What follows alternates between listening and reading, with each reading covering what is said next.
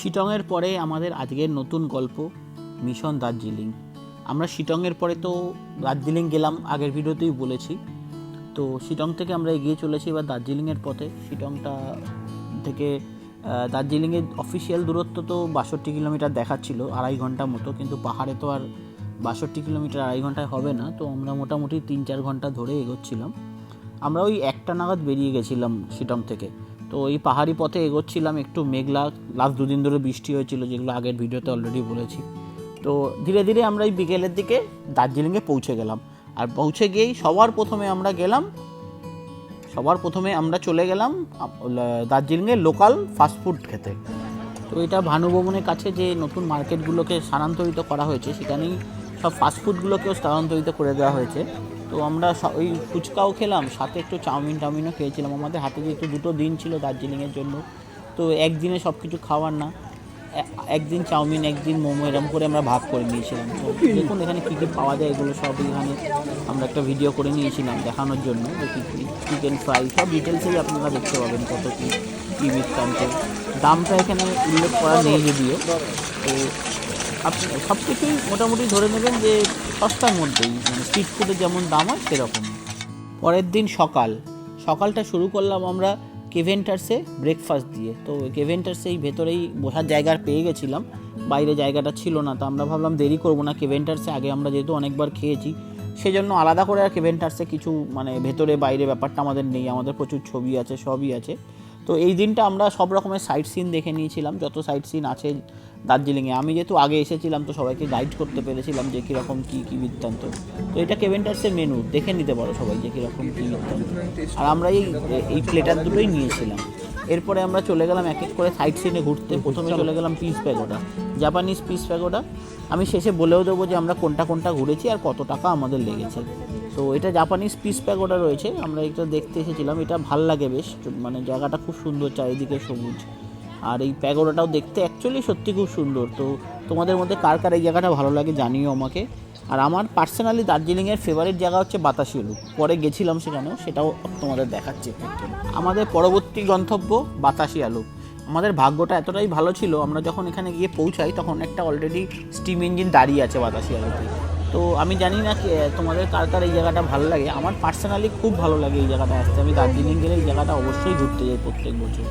দেখো আরও আমাদের ভাগ্যটা দেখো, একটা নতুন ট্রেনও চলে এলো, হেরিটেজ ট্রেন। তো আমরা বাতাসি আলু দেখেছিলাম, ঘুম মনেস্ট্রি দেখেছিলাম, পিস প্যাগোডা দেখেছিলাম, আর সাথে দেখেছিলাম হচ্ছে রক গার্ডেন আর অরেঞ্জ ভ্যালি টি গার্ডেন। এগুলো সব এক এক করে পরপর আসছে, আমি এক এক করে বলছি, তোমরা দেখতে পাবে।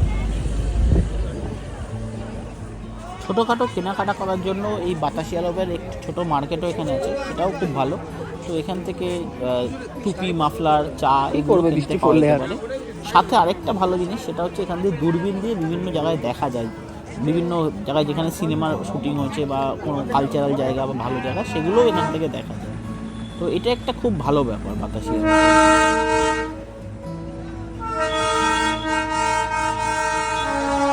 ইতিমধ্যে আমরা এসে পৌঁছে গেলাম ঘুম মনেস্ট্রি। তো ঘুম মনেস্ট্রি যারা দেখেছো তারা অলরেডি জানো যে সুন্দর ভেতরটা, বুদ্ধদেবের মূর্তি আছে ভেতরে। তো বেশ ভালো ঘুম মনেস্ট্রি। অ্যাকচুয়ালি আমাদের দেখার ইচ্ছা ছিল ডালি মনেস্ট্রিটা বন্ধ ছিল এই দিন। তো ঘুম মনেস্ট্রি শুধু আমাদের দেখতে হয়, ডালি মনেস্ট্রিটা আমরা দেখতে পারিনি। ড্রাইভার ভাই যিনি ছিলেন উনিও বললেন যে ডালি মনেস্ট্রি কোনো ঠিক নেই, কখনো খোলা থাকে কখনো বন্ধ থাকে, কোনো ঠিক নেই। তো ঘুম মনেস্ট্রি আপনি চলুন, ওটা আপনি দেখতেই পাবেন। তো দেখুন ভেতরটা কেমন।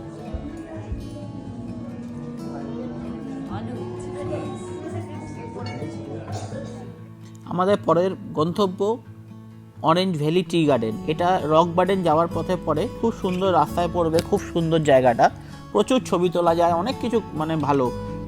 অনায়াসে 1-1.5 ঘন্টা কাটিয়ে দিতে পারবেন এখানে রক গার্ডেন যাওয়ার পথে।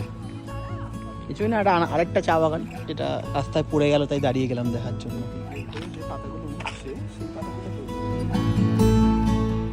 চা বাগানের পরে পরবর্তী আকর্ষণ রক গার্ডেনকে বলা হয় দ্য গার্ডেন অফ ফলস। প্রচুর ওয়াটারফলস আছে। তো আমরা এগুলো দেখেছিলাম, বেশ সুন্দর লেগেছে। তো ট্রেকিংও প্রচুর করার আছে, অনেকটা হেঁটে হেঁটে উপরে উঠতে হয়। তো আপনারা দেখতেই পাচ্ছেন কীরকম। তো এইটা দেখেই আমরা ফিরে এসেছিলাম এই দিন দার্জিলিংয়ে। তো দার্জিলিংয়ে এটা মল রোড, সবাই জানেন। তো আমাদের এই দিনের প্রথম টার্গেট ছিল গ্লেনারিস হেরিটেজ, একটা দোকান, অনেকেই জানেন। তো সেখানে বেকারির বিভিন্ন রকমের খাবার, কফি, ইভেন ব্রেকফাস্ট খাবার দাবার সব কিছুই পাওয়া যায়। তো আমরা কিছু সন্ধ্যেবেলা একটু কফি আর একটু বেকারি খাবার খাওয়ার জন্য এখানে গেছিলাম। তো দার্জিলিংয়ে আসলে গ্লেনারিস মাস্ট, এটা নিশ্চয়ই সবাই জানে। তো দেখুন গ্লেনারিসটাও আমি একবার আপনাদের সবাইকে দেখিয়ে দিই।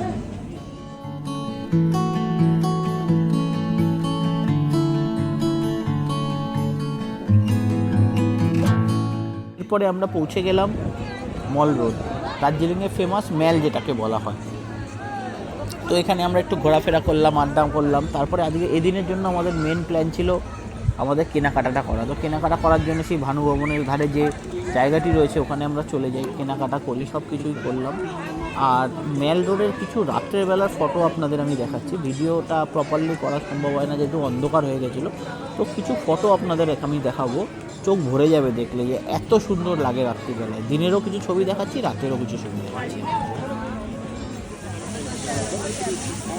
দার্জিলিং মানে নেপালি ফাস্টফুড মাস্ট, দার্জিলিংয়ের ফাস্টফুড মাস্ট।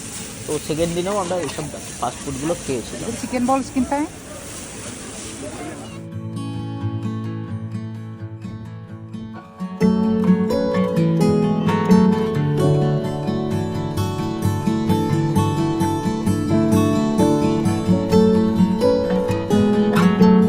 সবাইকে আজ ফেরত যাওয়ার পালা। আমরা দার্জিলিং থেকে বেরিয়ে যাচ্ছি কলকাতার উদ্দেশ্যে। সকাল 8:10, রুমটা দেখিয়ে দেবো।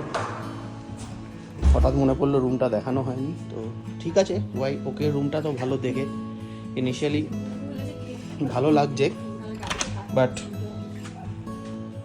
Washroom is okay also, but problem হচ্ছে অর্ধেক জিনিস এখানে non usable, like you can't use that, this is very dirty and এটাও ইউজ করতে পারবেন। এটার মধ্যে একটা বাজে গন্ধ বেরোচ্ছে। বাথরুমটার মধ্যেও খুব খারাপ smell, multiple time room freshener দেওয়ার পরেও যায়নি।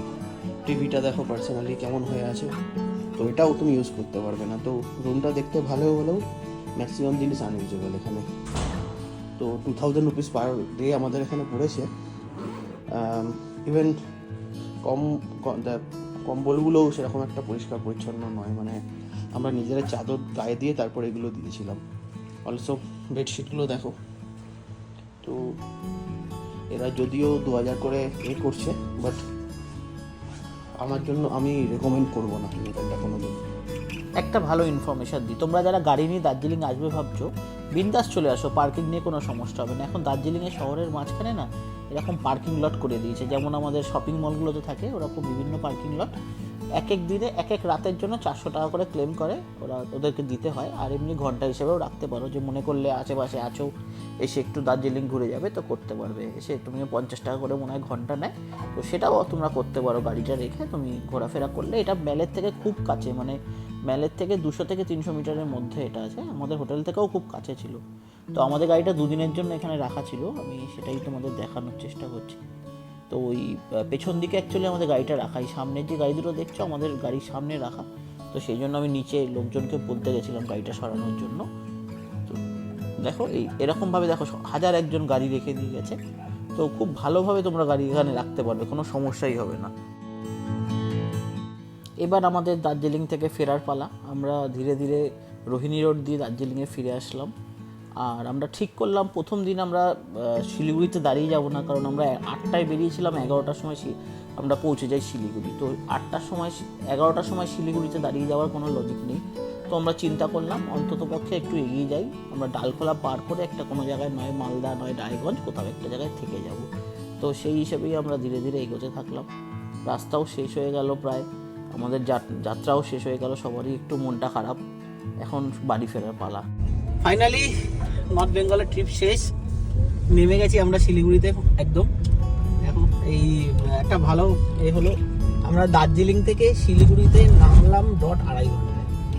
9:30টার সময় উঠেছিলাম গাড়িতে, এখন 8:30টায় উঠেছিলাম, এখন বাজে হচ্ছে 11:30।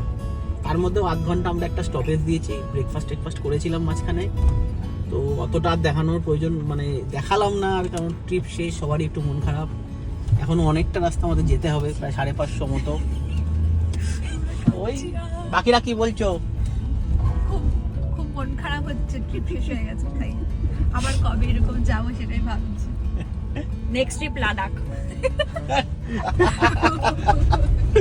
ঠিক আছে চলো, পরে আরো রাস্তায় কিছু ইনফরমেশন থাকলে দিচ্ছি, জিনিস দেখাই। আমরা নামছি পাহাড় থেকে, গাড়ি এই যেমন নিউট্রালে, স্পিডটা দেখো গাড়ি কত উঠে গেছে। তাও আমি এখনো ব্রেককে পা দিয়ে আছি, ঠিক আছে, তাও গাড়ি এরকম 60-70 চলছে, গাড়ি এখন নিউট্রালে, এই যে গাড়ি নিউট্রালে আছে। সাইডে হচ্ছে একটা ছোট জিনিস বলে দিই, এই সাইড হচ্ছে শিলিগুড়ি, শিলিগুড়ি থেকে টুয়ার্ডস কলকাতা যাচ্ছি। এইখানে তুমি এরকম আনারসের এ পাবে, সস্তায় ভালো আনারস পাবে। জায়গাটার নাম কি গো দাদা? ঘোষপুকুর। ঘোষপুকুরে এখানে অনেক দোকান আছে, এই দাদাকে দেখে রাখো, এই দাদার থেকে নিতে পারো, সস্তায় দিয়ে দেবে। এর পরের দিন আমরা থেকে গেছিলাম রায়গঞ্জে, বিকেল 5টার সময় আমরা রায়গঞ্জ পৌঁছে যাই। তো ঠিক করলাম যে যেহেতু সকাল থেকেই আমরা রাস্তায় একটু উঠছি, সেই জন্য আর আমরা এই দিন এখানেই থেমে যাব। প্লাস রায়গঞ্জের ফেমাস তুলাইপাঞ্জি চাল নেওয়ারও একটা ব্যাপার ছিল, তো সেগুলো আর আমরা ভিডিওতে কিছু করিনি বা এর মধ্যে কিছু আনছি না। এখান থেকে আমরা সোজা চলে গেছিলাম রায়গঞ্জ। রায়গঞ্জ থেকে বেরিয়ে পরবর্তী দিনে আমরা প্রথম স্টপ দিয়ে গিয়ে আমাদের কৃষ্ণনগরে মাদারসাটে লাঞ্চ করার জন্য। তো তোমাদের ডাইরেক্ট মাদারসাটে নিয়ে যাচ্ছি।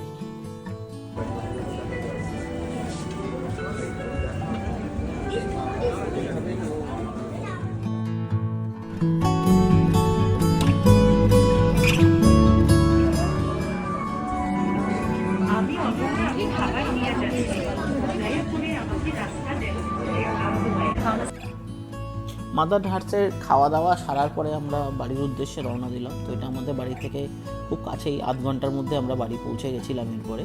তো এখানেই আমার ট্রিপটা শেষ হলো। তোমাদের কেমন লেগেছে সবাই জানিও ভিডিওটা।